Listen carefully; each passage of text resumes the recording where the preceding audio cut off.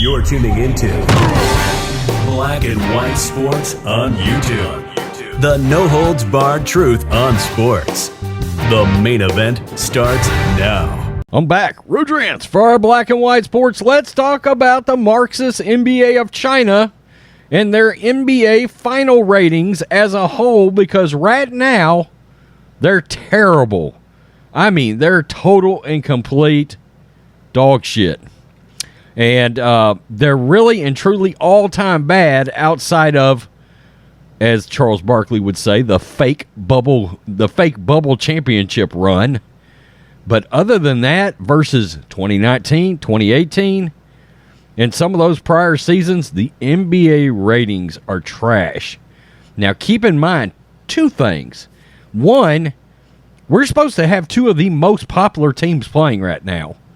Boston has been notoriously always a huge NBA market, one of the biggest brands in all the NBA, and you've got the Warriors with arguably, next to LaChina James, one of the biggest names in all of the NBA, and the Warriors, from all I could tell watching throughout the season, keeping an eye on the ratings, the Warriors were the team that actually had some regular season ratings this year. And it doesn't matter. Why? Because you went out there and virtue signaled for Brittney Griner, and then the Boston Celtics threatened to boycott for taking away Second Amendment gun rights, okay? That was on the table. That was a political statement, another political statement by the NBA, something they were legitimately considering doing. With all of the millions and millions and millions of pro-Second Amendment customers, and look, this is a business, they've got customers out there potentially for the NBA, they once again alienated their league because of politics, and it's showing in the ratings right now. Let's get to this. Warriors Celtics NBA Finals Series sees ratings dip. This is Fox News. Taking a greater step back than Draymond Green, this NBA Finals Series are the TV ratings, which just came in for Game 5 between the Warriors and the Celtics. According to TV Line, Monday night's tie-breaking contest garnered 13.25 million viewers. A massive step down from Game 5s of the past and other games in the NBA's most-watched series of the year. Compared to 2018 Game 5 between the Warriors and the Cavaliers, viewership this year dropped over 5 million viewers. Even Game 2 in the past boasted stronger audiences than this year's series, which improves with every game but still fails to launch. So in other words, there's been a lot of Game 2s in the past that had bigger ratings than this Game 5.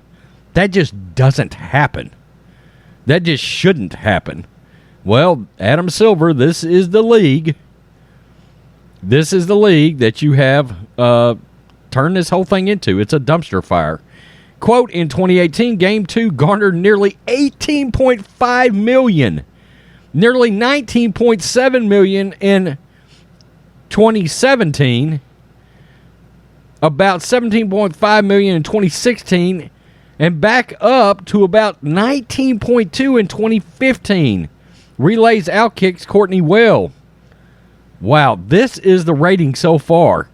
2022 NBA Finals, Game 1, 11.9 million. Game 2, 11.9 million. Game 3, 11.5 million. And I did a video the other day. There's Game 4 right there, 12.1. Game 5, 13.025. Man, the NBA has really destroyed their product with politics. It's unbelievable. The NBA's gradual decline in viewership over the past several seasons has run concurrently with several topics debated by around the association, including their avid political messaging during broadcast, waning interest in matchups, and strained connection with critical portions of NBA's viewership in China. With the winner of Finals Game 5 going on to win the championship 73.3% of the time, A lack of audience for a vital point in the series proves daunting for the NBA, even as legacy franchises fail to excite the audience when woke politics are in the way.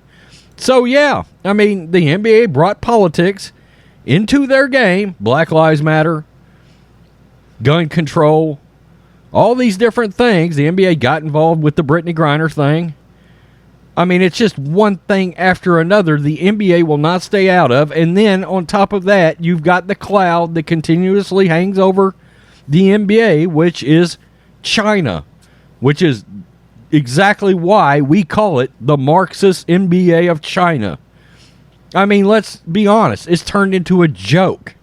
This once great league, Magic, Larry, Charles, Michael, all these names, Reggie Miller, those Knicks teams, those Bulls teams, the Celtics teams, Larry Bird, DJ, Danny Ainge, I mean, my God, Kevin McHale, Robert Parrish, all these guys. I was a big Celtics fan. I was. They're in the finals. I'm not watching. I mean, lifelong Celtics fan. And when I cut the NBA out like a cancer 3 years ago, I haven't been back. You know, those guys on that team going so political, that doesn't make me want to root for you at all.